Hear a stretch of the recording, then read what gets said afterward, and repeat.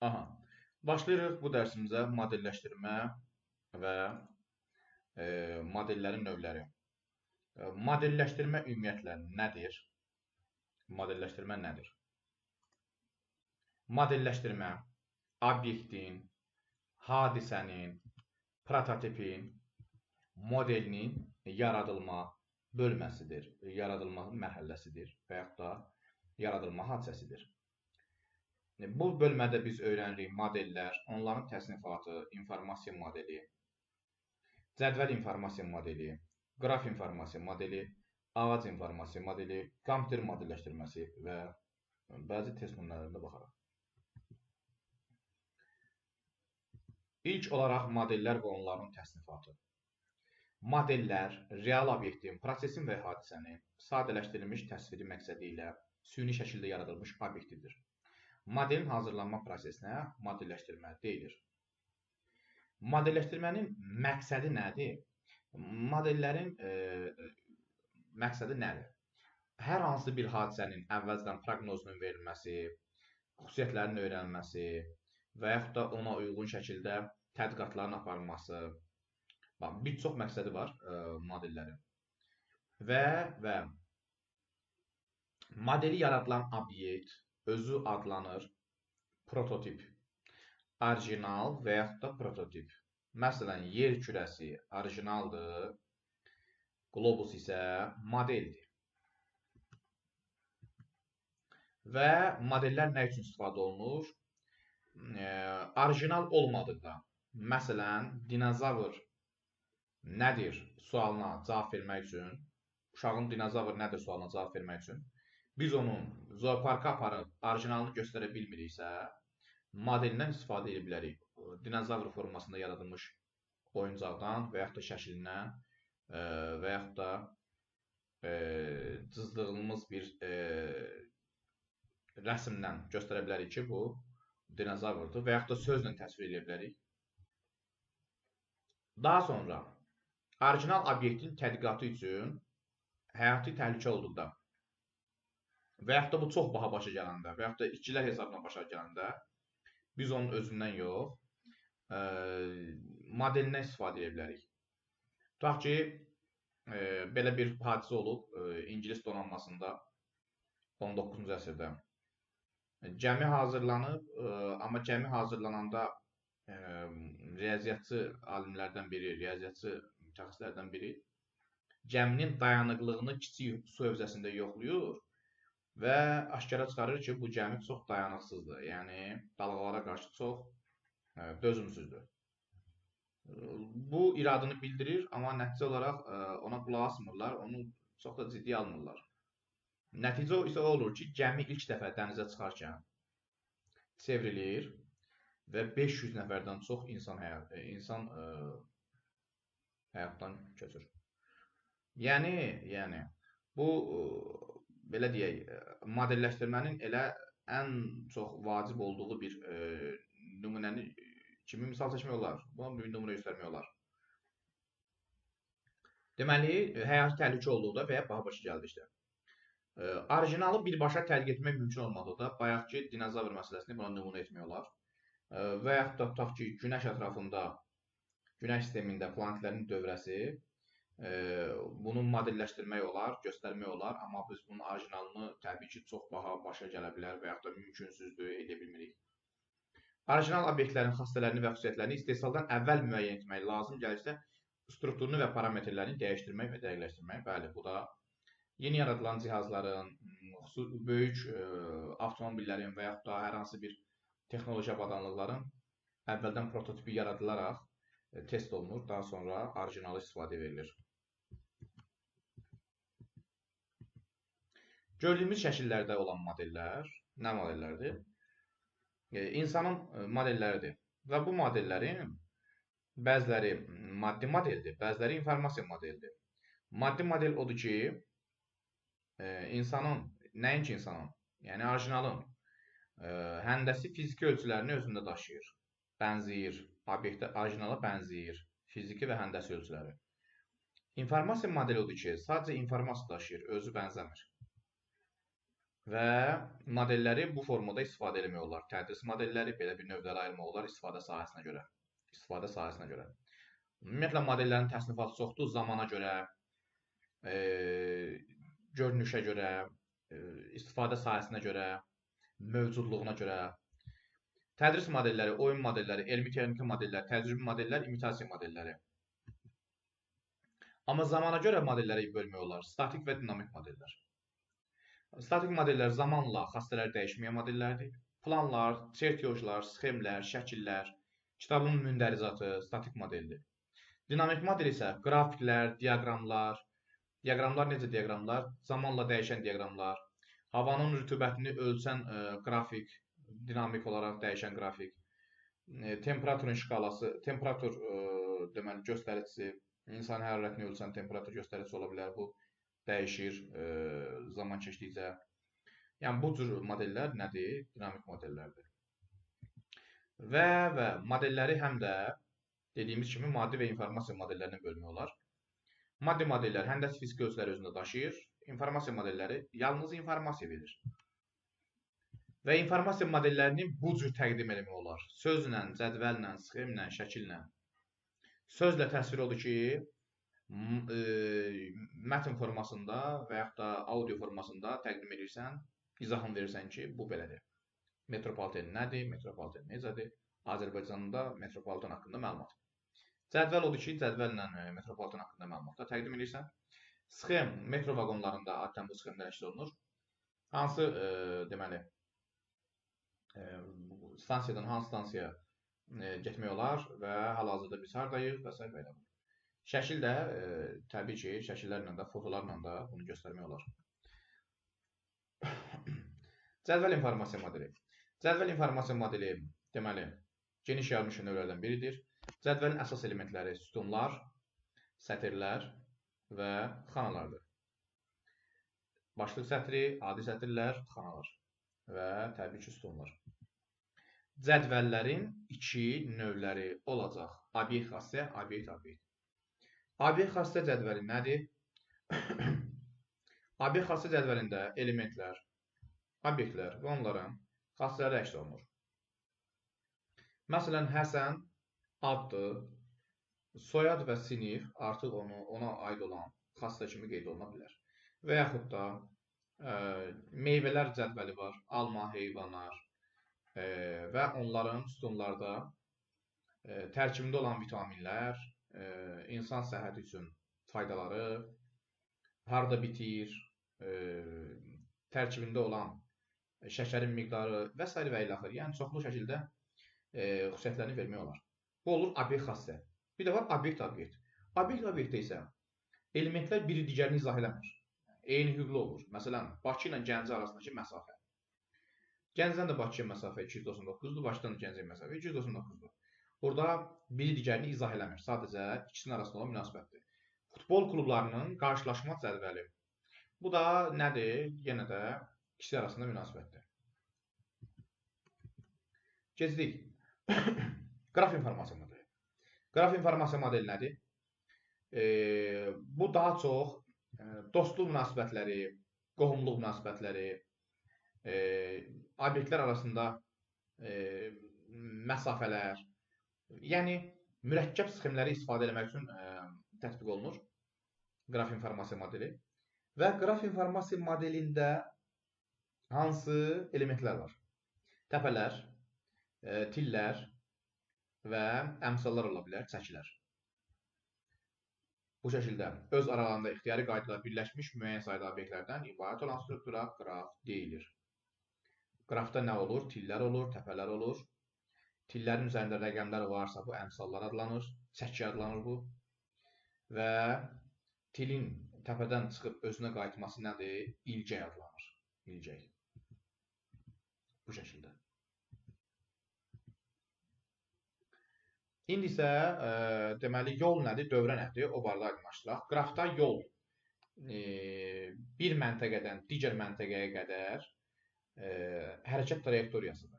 Məsələn, A-dan C-yə hansı yollar var? Tutaq ki, ABC yolu ilə getmək olar. AD, BC yolu ilə getmək olar. Yəni göründüyü kimi burada iki yol var. Aha. Bir də var dövrə. Dövrə nədir? Qapalı yol dövrə adlanır. Dövrələrdə başlayan hərf sonda təkrarlanmalıdır. Məsələn, burada belə bir dövrə var. A, B, D, A. A, B, D, A. A, B, D, A. Və yaxud da bunu belə vermiyorlar. B, D, A, B. Və yaxud da belə vermiyorlar. D, B, A, D. Fərq eləməz. Amma hamısı bir dövrə sayılır. Yəni bunları təkrar sayanda yeni dövrə deyil. Bir dövrə sayılır. A, B, D, A və yaxud da B, D, A, B. Bunlar dövrədir. Amma AB yoldur. ABS yoldur. ABD yoldur. ADB yoldur. ADBS yoldur. ADBSY yoldur. Çünki qapalı dövrə deyil. Və əgər heç bir təpə ilə əlaqəsi olmayan təpə varsa, bu təpə yalqız təpə adlanır. Məsələn, F təpəsi yalqız təpədir. Əgər qrafın yalqız təpəsi varsa, belə qrafa əlaqəsiz qraf deyilir. Şamil, eşidirsənmi tam olaraq səsimi? Yaxşı. Deməli, belə bir sxemlə tanış olduq. F yalqız təpə adlanır. Əgər yalqız təpə varsa, qraf əlaqəsiz qraf adlanacaq. Əlaqəsiz qraf. Keç qalaq növbəti suala. Növbəti anlayışlara. İstənilən iki təpəsi arasında əlaqəsi varsa qrafın, əlaqəli qrafdır. Və qrafda təpələri birləşdirən xətlərin istiqaməti varsa, xətlərə qövs deyilir, qrafa istiqamətlənmiş qraf deyilir. Yönəldilmiş qraf və yaxud da istiqamətlənmiş qraf və yaxud da ingiliscə directed qraf, qısa formada diqraf. Deməli, bu tillər olur qövslər, yəni oxş arasında olanda tillər olur qövslər. Qrafa deyirik yönəldilmiş qraf və yaxud da diqraf.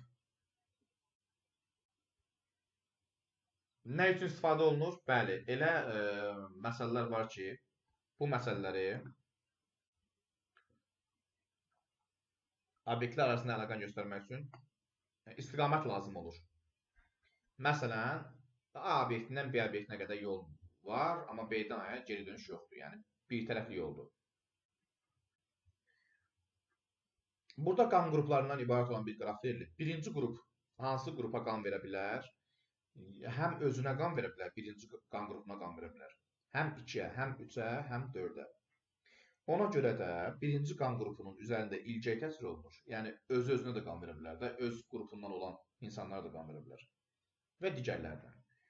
Burada oxş arasının qoyulması vacibdir. Çünki ikinci qan qrupu birinciyə qan verə bilmir. Yəni, burada adi oxsuz til qoysaydıq, o yanlış olardı. Ona görə də burada oxş arası vacibdir, yəni qövs olmalıdır. Tillər qövs olmalıdır.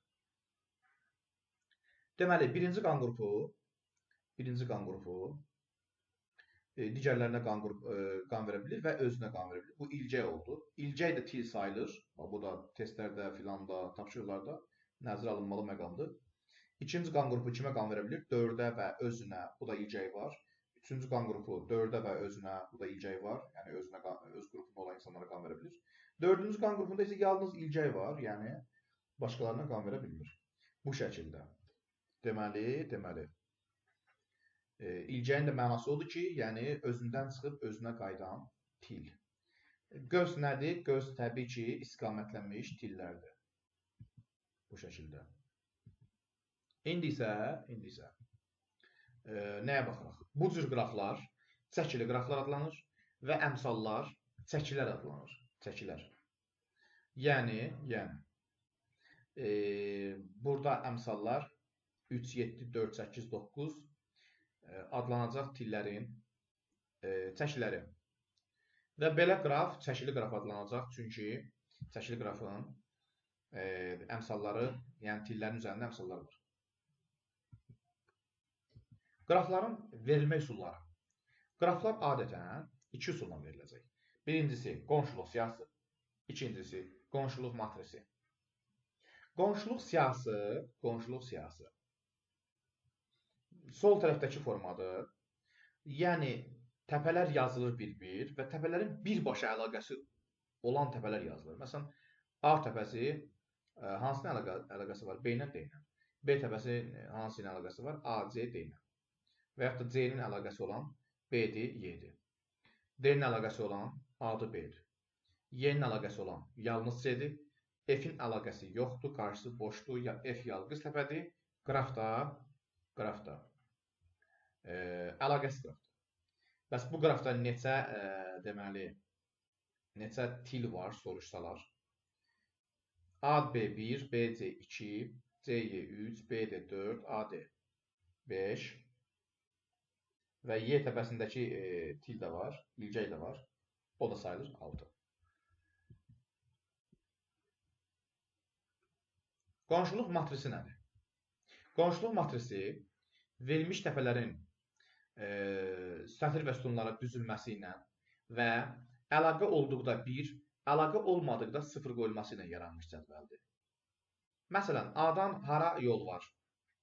B-yə, D-yə.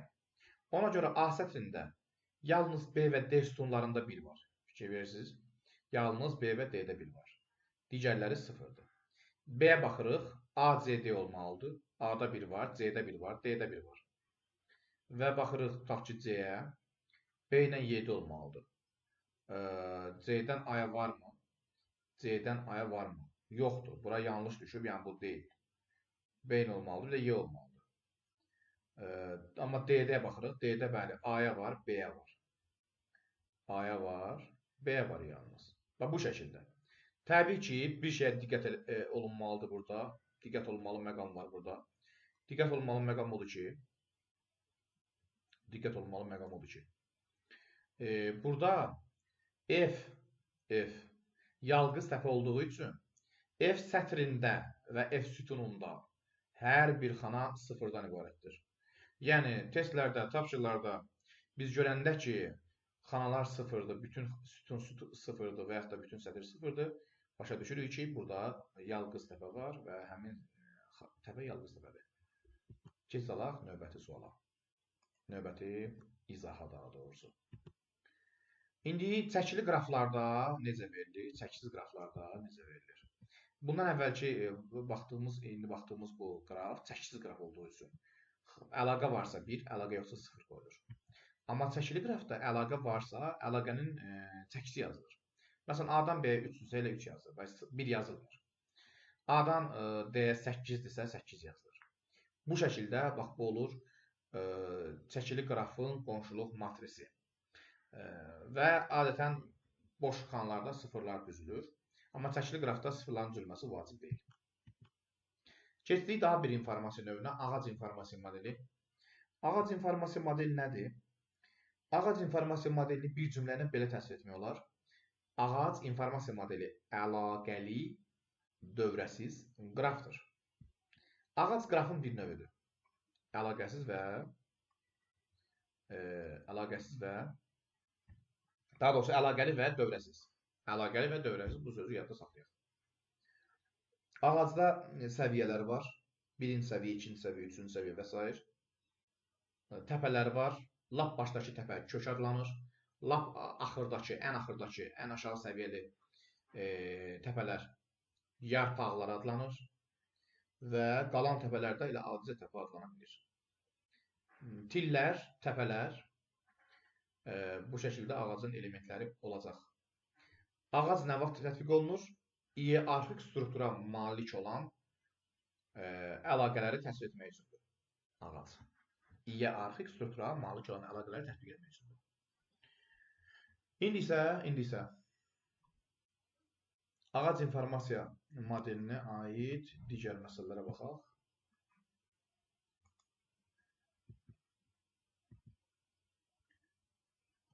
Ağacın iki təpəsi arasında yalnız bir yol olur.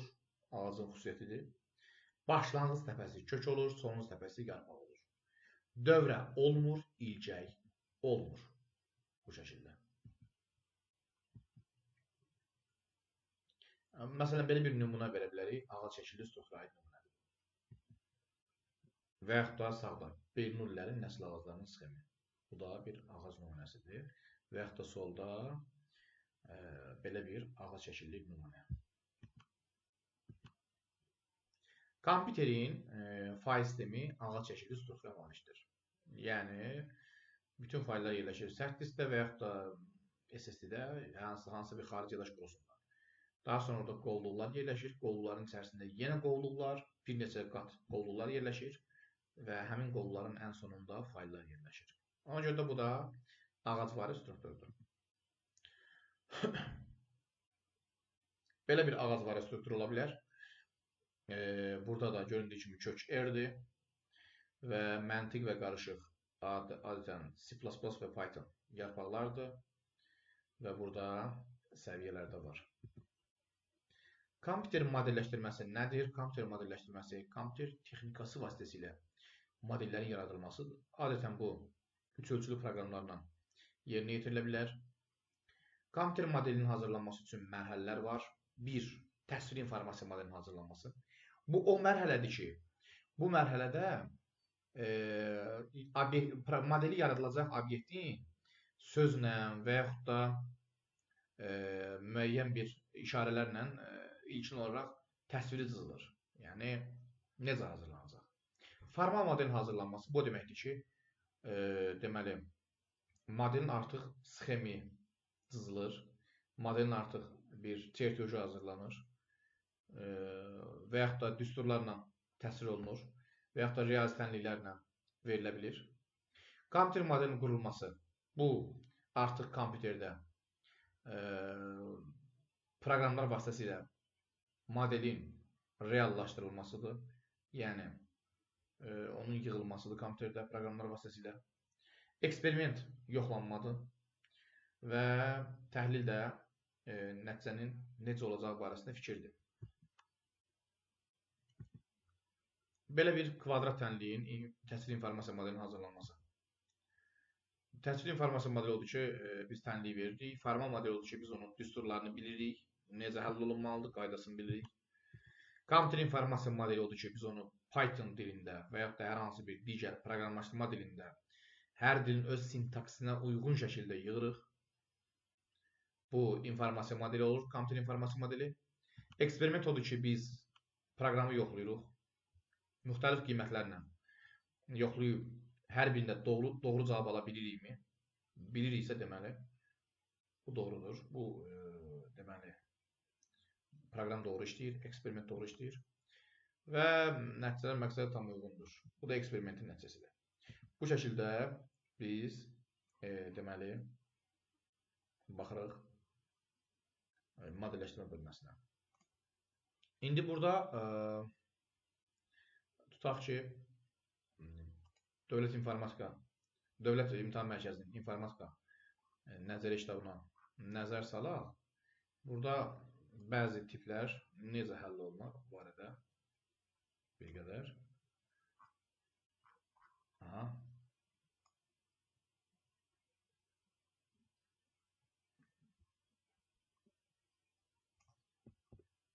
Qrafa aid olan məsələlər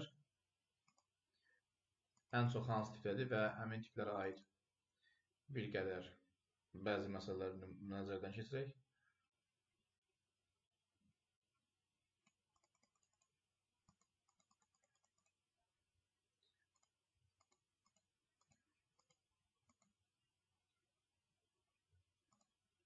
Qraf informasiya modeli haqqında.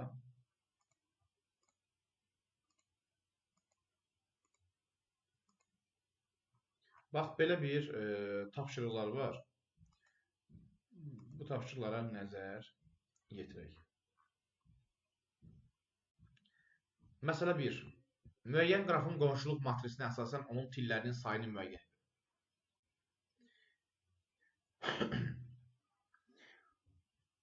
Cədvələ əsasən tillərin sayını müəyyən etmək üçün nə etmək lazımdır? Biz görürük ki, burada sol yuxarı küncdən sağ aşağı küncə doğru bir diagonal keçirmək olar. Bu cür diagonala deyirik baş diagonal. Və Baş diaqonala görə yönəldilməmiş qrafın simmetriyası var. Bu qraf yönəldilməmişdir. Hardan bildim yönəldilməmişdir? A-dan B-yə baxıram. 1 və B-dən də A-ya baxıram. 1. Bu o deməkdir ki, bu qraf yönəldilməmişdir. Çünki adətən biz yönəldilməmiş qrafda ox işarəsi qoymuruq. Yəni tilin ox işarəsi olmur. Bu o deməkdir ki, həm A-dan B-yə istiqamət var, həm B-dən A-ya istiqamət var. Ona görə də əgər A-dan B-yə yazılmış rəqəm B-dən də A-ya yazılıbsa, deməli bu qraf necə qrafdır? Yönəldilməmiş qrafdır. Bu şəkildə. Və yönəldilməmiş qrafda diaqonalın bir tərəfindəki birləri saymaq bəs eləyir. Diaqonalın bir tərəfindəki birləri saymaq bəs eləyir. 1, 2, 3, 4. Yəni biz deyirik ki, burada 4 til var. 4 til var. Ümumi saysaq 8 tildir. Amma bu 8 tilin hər ikisi, yəni bu 8 dənə birim, hər 2-2 qruplaşdıranda 1 til eləyir. Məsələn, A-dan B-yə yazılmış 1, B-dən A-ya yazılmış 1. Eyni bir tili ifadə edirlər. Ona görə də ümumi 8 dənə biri varsa, 4 til olması deməkdir. Burası aydındır mı? İkinci sual tipi. Deyir ki, qonşuluq siyasətinə uyğun qrafı müəyyən edin. Burada nə etmək lazımdır? Burada. Baxırıq ki, A-dan C-yə və D-yə yol var. A-dan C-yə və D-yə yol var. B-dən C-yə yol var. C-dən ABD-yə yol var. ABD-yə yol var. Göründüyü kimi bu A bəndi buna uyğun deyil. Bunun qrafını da özün qura bilərsən. Məsələn, A-dan C-yə, D-yə. B-dən yalnız C-yə. C-dən ABD-yə. D-dən isə A-ya, C-yə. Göründüyü kimi cavab, doğru düzgün cavab B variantı olacaq. Üçüncü sualda deyir ki, bu yol uzunluğunu müəyyən edin. A-dan B-yə baxırıq, nə qədərdir yol? 30. B-dən C-yə baxırıq, nə qədərdir yol? 15. C-dən Y-yə baxırıq, nə qədərdir yol? 5. Və onda yolun uzunluğu necə olacaq? 30, 15, 5. Yəni 50 olacaq. A-dan B-yə 30, B-dən C-yə 15, 30, 15 neçə elədir? 45, C-dən də Y neçə olur? Yox, C-dən Y.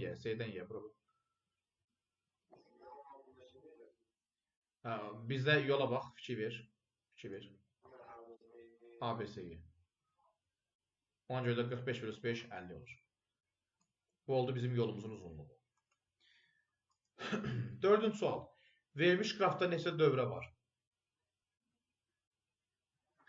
Dövrə odur ki, elementlərin, təpələrin birləşdirildiyi qapalı yol. Məsələn, burada A, B, D, A. A, B, D, A. Dövrəni adətən izah edərkən, dövrəni adətən verərkən, başlanğıc təpə ilə son təpənin, başlanğıc təpə təzədən təkrarlanmalıdır sonda. A, B, D yox, ABD yoldur. Amma ABDA artıq dövrədir. Biri olar ABDA. Digərlərindən deyə bilərsən.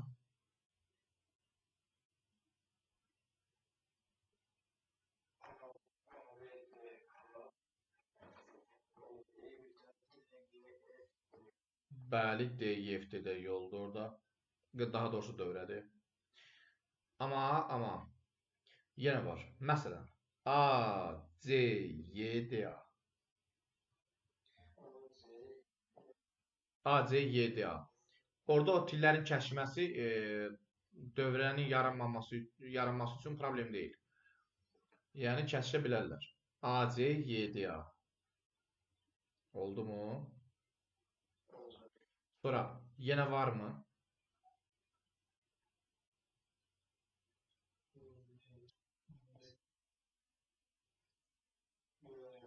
Var. A, C, Y, F, D, A.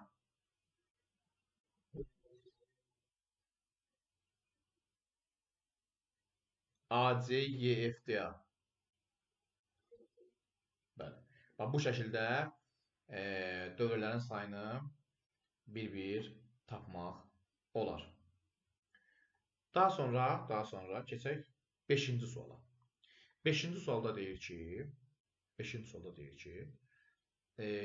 şəhərləri birləşdirən yolların sxemi göstərilir.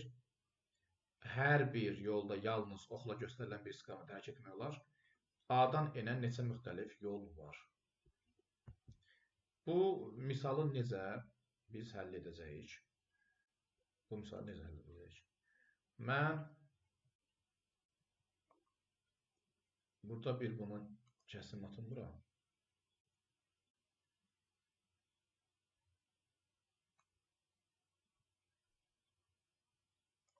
Bu şəkildə.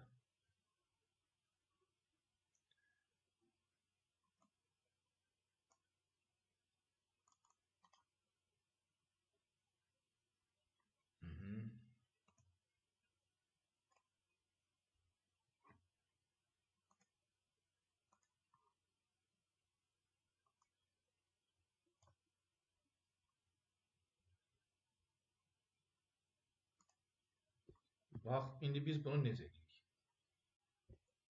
Biz bunu necə yazırıq? Hər təpəyə gələn tillərin sayını burada qeyd edəcəm. Məsələn, A-dan B-yə neçə yol var? Bir yol var. Düzdür? İndi A-dan C-yə neçə yol var? Bir yol var. Bəs Y-yə bax, Y nöqtəsinə bax. Həm A-dan, həm də C-dən yol var. Onda neçə yol olur? 2. Aha.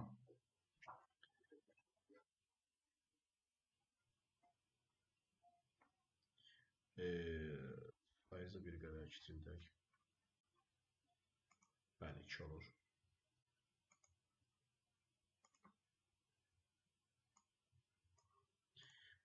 İndi D təpəsinə bax. A-dan 1, Y-dən 2, B-dən 1. Yox. A-dan 1, B-dən 1, D-dən isə 2. Bu 2 oldu. 4 olacaq. Yəni deyərsən ki, bəs Y-dən 1 til gəlir axı, niyə 2 yazaq? Mən bəli, D-dən A-dan D-yə gələn, Y-dən keçən 2 yol deyə bilərəm. A-YD yolu, AC-YD yolu. Ona görə də o 2 sayılır. İndi F-ə baxırıq. F-də neçə yol olacaq? 1, yalnız B-dən gəlir. H-a baxırıq. 1. İndi G-yə fikir veririk. 1 buradan, 1 buradan, 4 buradan, 2 buradan, 1 buradan. Bəli. Neçə olacaq?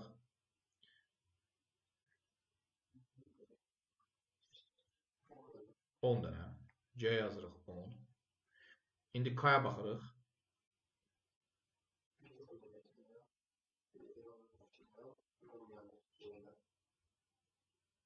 12. Düzdür. İndi elə baxırıq. Bu da 12 olacaq. İndi M-ə baxırıq. Bu da 12 olacaq. Onda N neçə olar? 24. Bax, bu şəkildə bu misalları biz hesablaya bilərik. Keçdik. 6-cı sual məsələn. Deyir, qonşuluq matrisi. Qonşuluq matrisi hansına uyğundur? Baxırıq ki, A-dan B-yə 45 var, A-dan D-yə 32 var. A-dan B-yə 45 var, A-dan D-yə 32 var. Amma elə A bəndinə baxsaq, A-dan D-yə yol yoxdur. Yəni A bəndi ola bilməyəcək.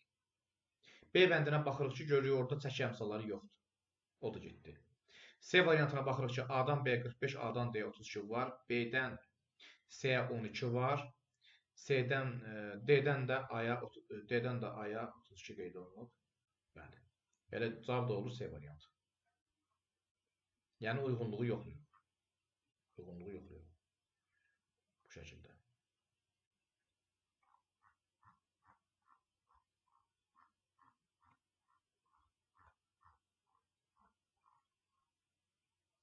Hansı qrafı ağac hesab etmək olar? A bəndini hesab etmək olarmı? Dövrəsi var, xeyr. B bəndi olarmı? C bənddə dövrəsi var. D-nin də dövrəsi var, olmaz. Y variantı olar. Keçdik bunlar. Dördüncü sual. 5 təpəsi olan bir ağacın neçə tili var? 5 təpəsi olan ağacın neçə tili var? Bunu belə fikirləşmək olar da.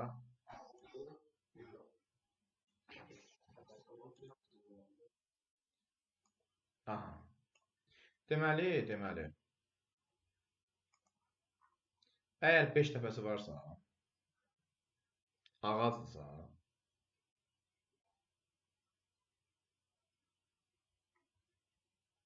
burada 5 təpə var, düzdür? Neçə til var? 1, 2, 3, 4. Yəni normalda n təpəsi olan ağacın n-1 sayda tili var. Bu şəkildə. 1 və 2 rəqəmlərindən ibarət neçə 3 rəqəmli ədəd var? 1 və 2 rəqəmlərindən ibarət neçə 3 rəqəmli ədəd var? Bu tipləri necə əldə etmək olar? Aydındır, bunu riyazi üsulla da yazmaq olar, amma bunun ağac modelini necə qurmaq olar? Ağac modelini.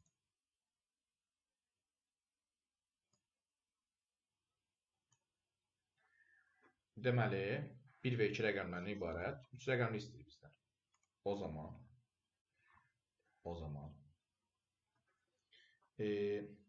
rəqəmlərin təkrarlanmaq məsələsi əgər qadağa qoymayıbsa, aktual deyil. Yəni rəqəmlər təkrarlana bilər. Yüzlük mərtəbəsi, 3 rəqəmli soruşur. Yüzlük mərtəbə vahidini 1 götürürük.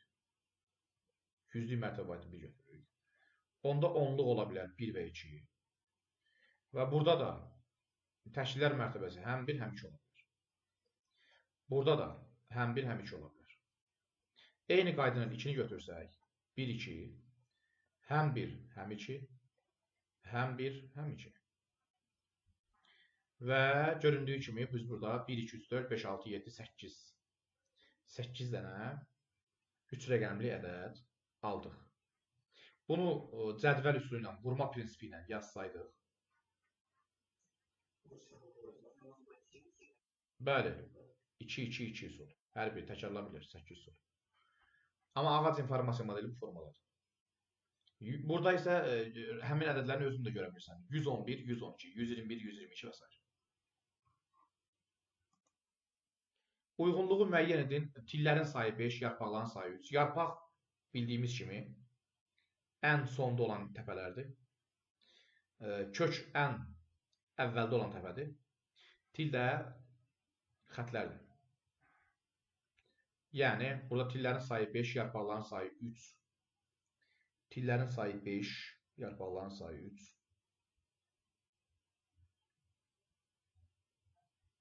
Buna uyğun variant D-dir. Tillərin sayı 5, yarpaqların sayı 1. C variantı uyğun gəlir. Tillərin sayı 7, yarpaqların sayı 3. Buna da A variantı uyğun gəlir. Bu şəkildə. Kompüterin modelləşdirməsi nədir? Onu bayaq dedik. Kompüterdə informasiyanın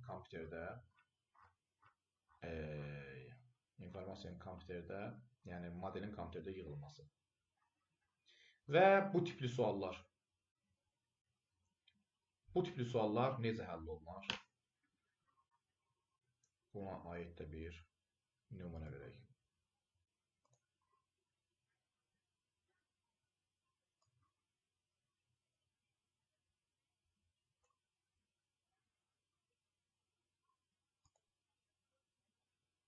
Deməli,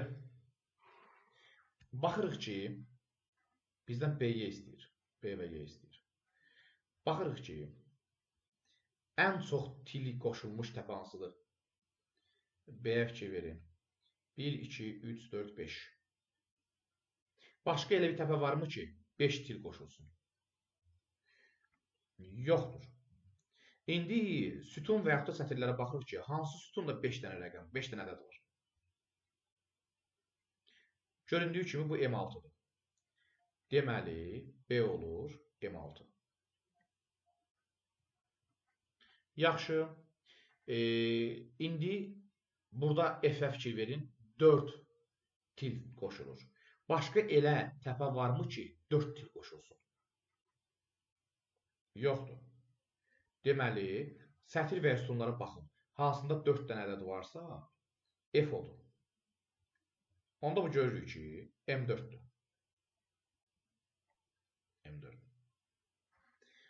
Daha sonra baxırıq ki, Y elə ikili təpədir ki, ancaq M6 və M4-ə qoşulur. Başqa ikili təpələr var. Məsələn, C, A, C. Amma Y-nin özəlliyi ondadır ki, yalnız M6 və bizim tapdığımız M6 və M4-ə qoşulur. Ona görə də M6 və M4-lə əlaqəsi olan ikili təpə axtarırıq. Görürük ki, bu M7-dir. Fikir verin, 52, 45, M6 və M4-ə yoxundur. M7. Y olur M7. Bizdən də M2-də 3 dənədir. Deməli, biz tapdıq M7. İndi bizə B və Y lazım idi. Hər ikisi tapılıb artıq. M6 və M7. Deməli, M6 və M7-nin kəsməsinə baxırıq. Bu isə 45-dir. Cavab 45. Bu tipli məsələlər də bu şəkildə həll olunacaq. Digər məsələlər oxşardır. Artıq, məsələn, bu bayaq baxdığımız tiplərdir. Digər suallar da və burada məsələlər var. Bu məsələlər necə həll olunur? Bir an onu aydınlığa verək. Deməli, məntiqi məsələlər bölməsinə aiddir, belə deyək. Məntiq məsələlərində, məntiq kitablarında, müxtəlif yarışlarda belə məsələlərə rast gəlmək olar. Bu məsələləri həll etmək üçün cədvəl üsulundan istifadə olunur. Nə edirik biz burada? Bir cədvəl qururuq. Yazırıq Seymur, Tahir, Həsən. Daha sonra onların 3 cür yarışları var. Güləş, boks, üzgüçülük. Boks, güləş, üzgüçülük.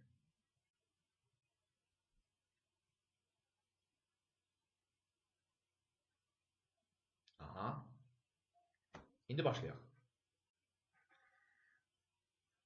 Hər birinin hansı idmanla məşğul olduğunu müəyyən edin. Məlumdur ki, Seymur heç vaxt üzməyi sevməyib. Minus. Bura minus yerləşdiririk. Tahir heç vaxt güləşlə məşğul olmayıb. Minus. Bura minus yerləşdiririk. Amma Həsən güləş yarışlarının qalibidir. Deməli, Həsən nə olur? Güləş olur. Bax, burada Həsəndə güləşin qarşısına plus qoyan kimi avtomatik nə edirsən?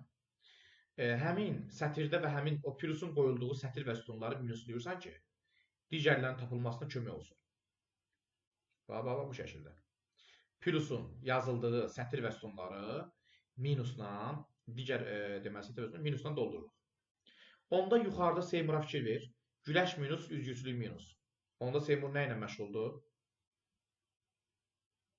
Boksla məşğuldur. Və burada plus qoyduğumuz üçün avtomatik buranı minuslamalıyıq. Digər sətir və sütunları minuslamalıyıq. O plusun yerləşdiyi sətir və sütunları minuslamalıyıq.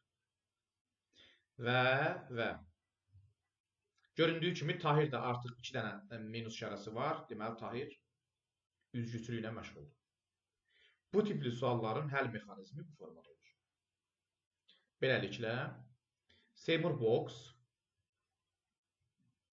Tahir üzgüçülük. Seymur boks, Tahir üzgüçülük, Həsəndə güləş. Uyğun variant, D variantı olar.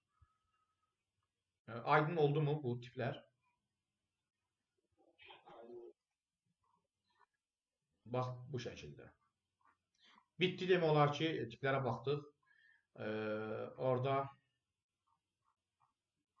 deməli, bir tip var, bir tip. Hansı ki, algoritmin qurulmasıdır cədvəl üsulundan. Onu Yəni tapa bilsəm göstərəcəm onu.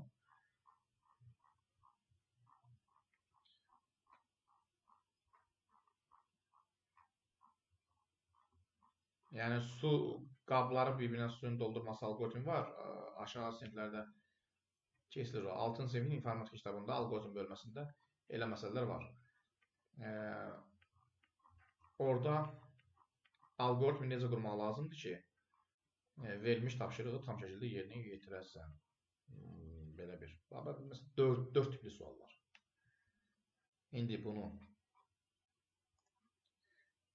biz götürək buradan.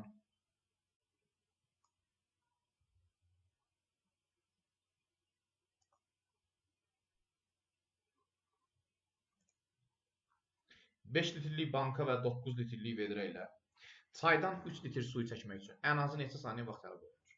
Bir doldurma və ya boşaltma 3 saniyə vaxt aparır. Burada bir şey diqqət etmək lazımdır ki, biz 5 litrlik bankaya və 9 litrlik vedrəyə suyu necə dolduracağıq? Suyu banka ilə götürürük, vedrəyə tökürük. Yəni, ardıcıllıq bu formadadır. İndi burada belə bir cədvəl quracam. Belə bir cədvəl qururam. Bu şəkildə.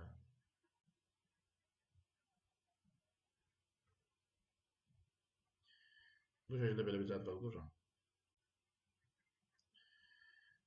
Və sütunları ayıraq.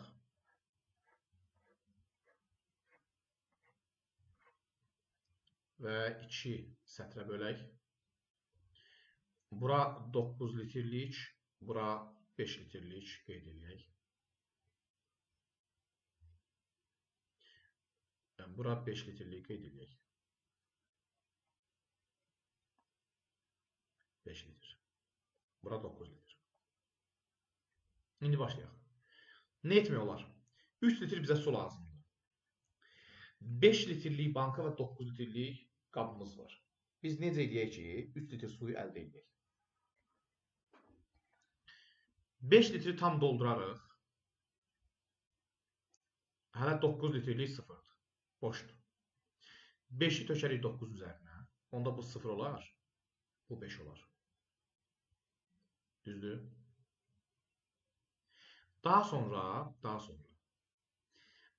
5-i yenidən doldurarıq.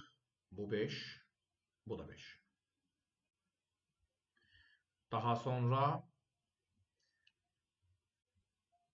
5-i 9-un üzərinə tökməyə çalışırıq.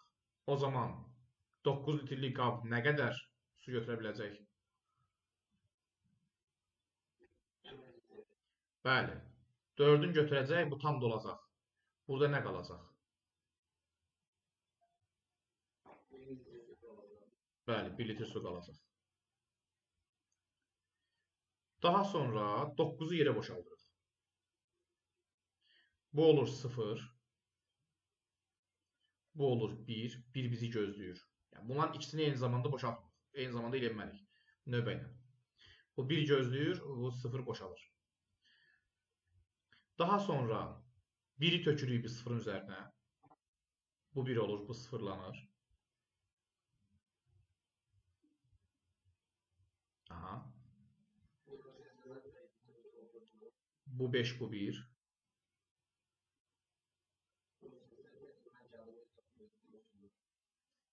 İndi 5-i gəlsək 9-un üzərinə. Burada 6, burada 0.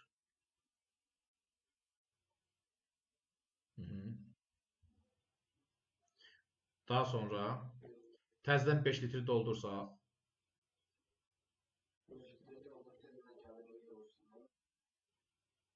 Gəlsək bunun üzərinə. Burada 9.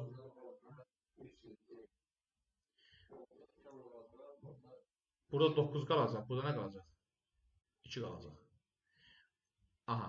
Biz 2-ni almış olduq. Amma bizə 3 lazımdır. Yəni başqa yolla gəlmək lazımdır. Yəni biz burada 2-ni aldıq. Amma bizə 3 lazımdır. Aha.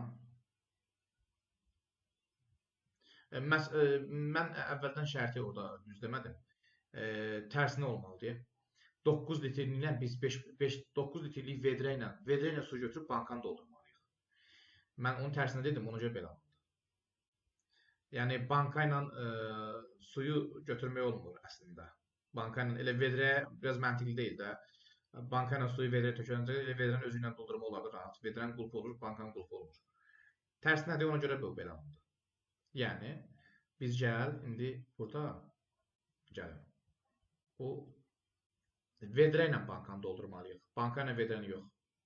Banka ilə vedrəni doldursaydıq belə bir sxema alınacaqdı yəni. Vedrə ilə bankanı doldurmalıyıq. Bu şəkildə. Yəni 9 litr, 5 litr. Başlayaq. 9'u doldurduq. 9, bu 0 gözləyir. Sonra 9'u tökdük 5'in üzərinə. Bu neçə oldu? 5. Bu 4 gözləyir. Aha. 5'i boşaldırıq yerə. 0, 4 gözləyir. 4'ü boşaldırıq 5'in üzərinə. Yəni bu bankaya. Bu 4, bu 0. Sonra bu 9'u doldururuq. Bu 9, 9, bu 4. Sonra nə edirik? 9'u 1 litr tökəcəyik də buna. Düzdür? Bu 5, bu 8. 1 vayda azaldı. Sonra bunu boşaldırıq yerə 0,8. Daha sonra 8'i tökürük 5'in üzərinə. Onda necə olacaq? Bizə də bu lazım idi. Adımları sayırıq. 1, 2, 3, 4, 5, 6, 7, 8 addım. 8 addımın hər biri 3 saniyə olarsa 24 saniyə. Yəni əvvəldən şərti düz vermədim. Ona görə. Bax, bu şəkildə də bu məsələləri cədvəl üsulu ilə həll etmək olar. Bugünkü dərsimiz bu qədər bəs eləyir. Modelləşdirmə bölməsi. Qaydaları təkrar oxuyaraq tapşırıqları həll etmək və dərsi yaxşıca mənimsəmək lazımdır. Tapşırıq olacaq Dövlət İmtahan Mərkəzinin test toplusu və nəzəriyyə kitabında olan tapşırıqlar.